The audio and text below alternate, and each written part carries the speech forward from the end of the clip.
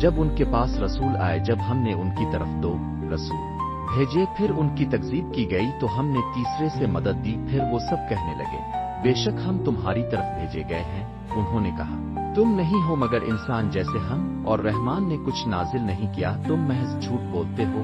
رسولوں نے کہا ہمارا رب جانتا ہے کہ بے شک ہم تمہاری طرف ضرور بھیجے گئے ہیں، اور ہم پر صرف صاف صاف پیغام پہنچا دینا ہے۔ انہوں نے کہا ہم تم منحوس سمجھتے ہیں، اگر تم باز نہ آئے تو ہم تمہیں سنسار کر دیں گے اور تمہیں ہماری طرف سے دردناک عذاب پہنچے گا۔ انہوں نے کہا تمہاری نحوست تمہارے ساتھ ہے کیا؟ ہماری بات سے تم نصیحت نہیں لیتے، بلکہ تم لوگ حد سے بڑھنے والے ہو۔ اور شہر کے دور دراز کنارے سے ایک شخص دوڑتا ہوا آیا، اس نے کہا اے میری قوم، تم رسولوں کی پیروی کرو، ان کی پیروی کرو جو تم سے کوئی اجرت نہیں مانگتے اور خود راست پر ہیں، اور مجھے کیا ہوا ہے کہ میں اس ذات کی عبادت نہ کروں جس نے مجھے پیدا کیا ہے، اور تم سب اسی کی طرف لوٹائے جاؤ گے؟ کہا میں اسے چھوڑ کر دوسرے معبود بنا لوں؟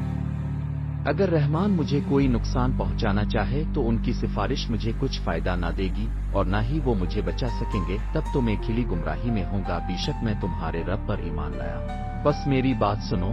کہا گیا داخل ہو جاؤ جنت میں۔